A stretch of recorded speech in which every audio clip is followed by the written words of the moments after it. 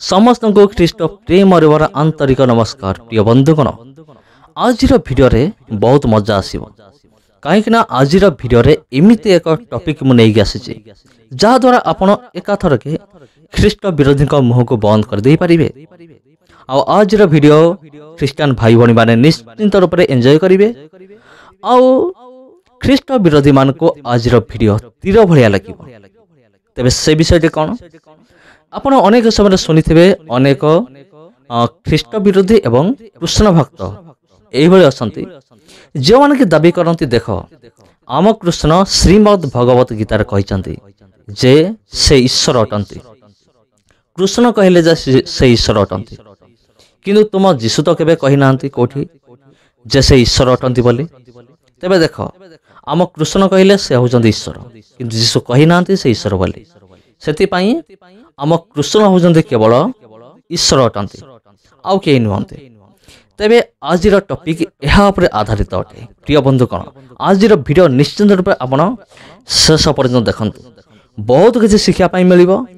आउ जो माने एही भली प्रश्न बारंबार करंती आपण निश्चित रूप से समान को मुह को बंद करि परिबे। तेबे चलंतु आमे आरंभ करिबा और वीडियो को निश्चित रूप से शेयर करिबा अन्य मान को जेपरि समाने भी उपकृत होंतु एवं वीडियो को गोटे लाइक कर दियंतु। आउ चैनल को जदि प्रथम थर आछंती तबे सब्सक्राइब कर नियंतु। तबे प्रथम देखिबा जोहन तार 3 पर्वर 16 पद एठी एपर लिखा जाय कारण ईश्वर जगत को एडे प्रेम कले जे से अपना अद्वितीय पुत्र को दान कले जेपरि जे के तांग ठार विश्वास करे से विनष्ट न होई अनंत जीवन प्राप्त हुए। तेबे जदि आमे यीशु ख्रीष्ट को जीवनी को देखिबा तेबे से जन्म हेले से मनुष्य मान परी बढ़िले अनेक चमत्कार कले सेवा कले उपदेश देले एवं क्रूस रे बलिदान हेले। यह थिला प्रभु यीशु ख्रीष्टंकर जीवनी। आ प्रभु यीशु ख्रीष्ट ताको जीवन काल मध्य ताको शिक्षा मध्य केबे मध्य कहि नथिले जे से ईश्वर नुहंती सेति पई से तो ईश्वर हेई परिबे नाही एमिति अनेक मत दियंती। अनेक यीशु ठार कृष्ण को महान बोली भावुवा लोक मान कहिबे जे कृष्ण कहजन से ईश्वर बोली। तेनु मु कहिबी रेफरेंस देखाओ कोठी लेखा अछि को शास्त्र को श्लोक रे लेखा अछि जे कृष्ण कहजंती मु होची ईश्वर बोली। तबे अनेक मत कहिले तुमे खोज तुमको मिलिबो। मु बहुत खोजिली किंतु मत तो मिलला नाही। शेषर यीशु विरोधी कृष्ण भक्त माने मत कहिले तुम्हें कौन अंध तुम किसी देखा जाऊनी जाइकी भगवत गीता 9 अध्याय 16 ରୁ 17 पढ़ से कृष्ण निजे कहजन जे से ईश्वर बोली। मु कहले ठीक अछि जदि कृष्ण भक्त भाई माने एते जोर रे कहजन तेबे पढ़ी दवा एते क्षति कोन अछि पढ़िबार कोन क्षति अछि। तेबे चलंतु पढ़िबा श्रीमद् भगवत गीता 9 अध्याय तार 16 एवं 17। एटा जतले म पाठ कली आउ जतले पढ़िली सेतले मते अलग अलग किसी विषय मते देखा गला। अरे भाई एटी श्री कृष्ण निजे कहिजंती मु ईश्वर बोली। अरे टिके रही जा रे भाई किंतु ए कोन लिखा अछि एकी तो कृष्ण बिल्कुल भी कहि नांती मु ईश्वर बोली। अरे भाई जो माने कहछ कृष्ण कहिजंती से ईश्वर बोली तुमे निजा को पढ़ी कास निजे पढ़ी की हेले दाबी करि थांतो किंतु नाय कोन मो कथा विश्वास होनी। ठीक अछि चलो पढ़िबा भगवत गीता 9 अध्याय 16 एवं 17।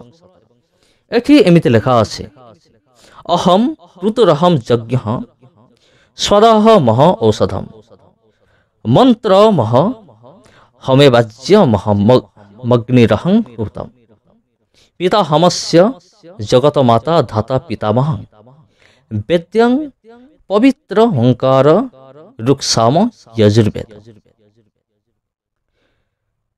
तेबे प्रिय बंधुगण एठी जो श्लोक लेखा अछि जो श्लोक आमे पाठ कले से श्लोकर प्रत्येक अक्षर को गुटी गुटी करी आमे मारे जांच करिबा था अर्थ कोन लेखा अछि अहम अहम माने होछि मो कृतु माने होछि वैदिक रीति अहम माने मो यजना माने बलिदान स्वदह माने बलिदान ଅହମ କହିଲେ ମୁଁ, ଅହମ ମାନେ ମୁଁ, ଔଷଧମ ମାନେ ଔଷଧ, ମନ୍ତ୍ର ମାନେ ମନ୍ତ୍ର। ପୁଣି ଥରେ ଅଛି ଅହମ, ତା ମାନେ ହେଉଛି ମୁଁ, ଅହମ ମାନେ ମୁଁ, ଏବ ମାନେ ମଧ୍ୟ, ଅଜ୍ୟମ ଅର୍ଥ ହେଉଛି ପରିଷ୍କୃତ ଲବଣୀ, ଅହମ ଅର୍ଥ ହେଉଛି ମୁଁ, ଅଗ୍ନି ଅର୍ଥ ହେଉଛି ନିଆଁ। ଅହମ କହିଲେ ମୁଁ, ହୁତମ କହିଲେ ନୈବେଦ୍ୟର କାର୍ଯ୍ୟ, ପିତା ମାନେ ହେଉଛି ବାପା। ପୁଣି ଅଛି ଅହମ, ତା ମାନେ ହେଉଛି ମୁଁ, ଅସ୍ୟ କହିଲେ ଏହାର, ଜଗତ କହିଲେ ପୃଥିବୀ, ମାତା କହିଲେ ମା, ଧାତା କହିଲେ ରକ୍ଷକ, ଆଉ ପିତାମହ କହିଲେ ଅଜା, ବେଦ୍ୟାମ କହିଲେ ଜ୍ଞାନର ଲକ୍ଷ୍ୟ, ପବିତ୍ରମ କହିଲେ ପବିତ୍ର, ଓମକାର କହିଲେ ଓମ୍, ରିଗ୍ ମାନେ ଋଗ୍ବେଦ, ସାମା କହିଲେ ସାମବେଦ, ୟଜୁ କହିଲେ ୟଜୁର୍ବେଦ। ଏହାର ଅର୍ଥ କ'ଣ ଆମେ ଦେଖିବା। ଏଇ ଯୋଉ ଆମେ ଶ୍ଲୋକ ପଢ଼ିଲେ, ଶ୍ଲୋକଟିର ସମ୍ପୂର୍ଣ୍ଣ ଅର୍ଥ ହେଉଛି ମୁଁ ହିଁ ବୈଦିକ ରୀତିନୀତି ଅଟେ, ମୁଁ ହିଁ ବଳିଦାନ ଅଟେ, ମୋ ପିତୃପୁରୁଷମାନଙ୍କୁ ଦିଆଯାଇଥିବା ବଳିଦାନ ଅଟେ, ମୁଁ ଔଷଧ ଅଟେ, ମୁଁ ବୈଦିକ ମନ୍ତ୍ର ଅଟେ, ମୁଁ ସ୍ୱଚ୍ଛ ଲବଣୀ ଅଟେ, ମୁଁ ଅଗ୍ନି ଏବଂ ନୈବେଦ୍ୟର କାର୍ଯ୍ୟ ଅଟେ, ମୁଁ ହେଉଛି ବ୍ରହ୍ମାଣ୍ଡର ପିତା, ମୋ ମାତା ଅଟେ, ମୁଁ ହିଁ ରକ୍ଷକ ଅଟେ, ମୋ ଜ୍ଞାନର ଲକ୍ଷ୍ୟ ଅଟେ, ମୁଁ ହିଁ ଓମ୍ ଅଟେ, ମୁଁ ହିଁ ଋଗ୍ବେଦ, ସାମବେଦ ଏବଂ ୟଜୁର୍ବେଦ ଅଟେ। এই ଶ୍ଲୋକର ଅର୍ଥ ହେଉଛି ଏଇଟା। ତେବେ ପ୍ରିୟ ବନ୍ଧୁଗଣ, ଏଠି ଆପଣ ଦେଖନ୍ତୁ କୋଉଠି କୃଷ୍ଣ କହିଲେ ଯେ ମୁଁ ଈଶ୍ୱର ବୋଲି। ଈଶ୍ୱର ଶବ୍ଦଟି ଏଠି ଟୋଟାଲ ହିଁ ନାହିଁ। ଏଠି ଯେତିକି ଅଂଶ ଆମେ ପଢ଼ିଲୁ, ଏହି ଭିତରେ କୃଷ୍ଣ କେଉଁଠି କହିଛନ୍ତି କି ମୁଁ ଈଶ୍ୱର ବୋଲି? ଏଠାରେ ଈଶ୍ୱର ଶବ୍ଦ ହିଁ ନାହିଁ। ତେବେ ପ୍ରିୟ ବନ୍ଧୁଗଣ, ଗୋଟେ ମିନିଟ୍, ଚାଲାକ ଏବଂ ହୁସିଆର ଲୋକମାନେ କହିବେ ଈଶ୍ୱର ଶବ୍ଦ ନଥିଲେ କ'ଣ ହେଲା? ଏସବୁର ଅର୍ଥ ଈଶ୍ୱର ହିଁ ଅଟେ। ହଁ ପ୍ରିୟ ବନ୍ଧୁଗଣ, ତେବେ ମୋର ପ୍ରିୟ ଯୀଶୁ ବିରୋଧୀଗଣ, ମୁଁ ବି ଦେଖେଇ ଦେବି ଯେ ଯୀଶୁ କହିଛନ୍ତି ଯେ ସେ ଈଶ୍ୱର ବୋଲି। ତେବେ ଚାଲନ୍ତୁ, ଆଉ ଡେରି କାହିଁକି, ଚାଲନ୍ତୁ ବାଇବେଲ ମଧ୍ୟକୁ ଆମେ ଯିବା ଅତି ଶୀଘ୍ର। ତେବେ ପଢ଼ିବା ପ୍ରକାଶିତ ବାକ୍ୟ 1 ପର୍ବର 8 ପଦ ଏବଂ 22 ପର୍ବ 13 ପଦ। ଆପଣ ନିଜେ ପଢ଼ିବେ, ଜଷ୍ଟ ମୁଁ ମେନ୍ ଜିନିଷ ଗୁଡ଼ା ମୁଁ କହିଦେଉଛି। ଏଠି ଲେଖା ହେଉଛି ଯୀଶୁ କହିଲେ ମୁଁ ପ୍ରଥମ ଓ ଶେଷ। ଯୋହନ 14 ପର୍ବ 6 ପଦ। ଯୀଶୁ କହିଲେ ମୁଁ ପଥ, ସତ୍ୟ ଓ ଜୀବନ। ଯୋହନ 6 ପର୍ବର 35 ପଦ।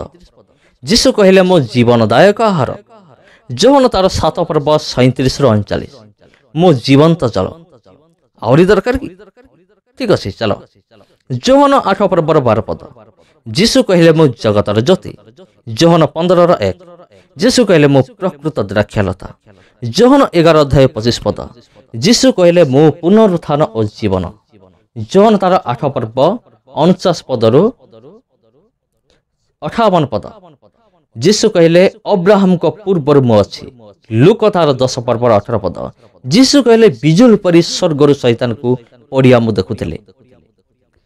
ତେବେ ପ୍ରିୟ ବନ୍ଧୁଗଣ, ଯୀଶୁ ବି କହିଲେ ମୁଁ ଅଟେ, ମୁଁ ଅଟେ, ମୁଁ ଅଟେ।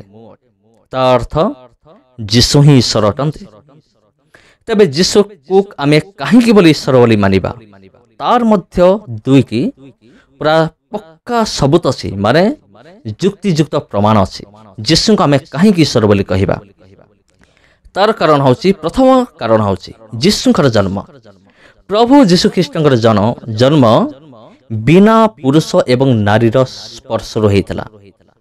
ପବିତ୍ର ଧର୍ମଶାସ୍ତ୍ର ବାଇବେଲ ବର୍ଣ୍ଣନା କରେ ପ୍ରଭୁ ଯୀଶୁଖ୍ରୀଷ୍ଟଙ୍କର ଜନ୍ମ କୁମାରୀ ମରିୟମଙ୍କ ଗର୍ଭରୁ ହେଇଥିଲା, ଯିଏକି ବିବାହ ପୂର୍ବରୁ କୌଣସି ପୁରୁଷକୁ ସ୍ପର୍ଶ କରିନଥିଲେ। ଏହା ହେଉଛି ପ୍ରଥମ କାରଣ। ଆଉ ଦ୍ୱିତୀୟ କାରଣ ହେଉଛି ଯୀଶୁଙ୍କର ପୁନରୁତ୍ଥାନ।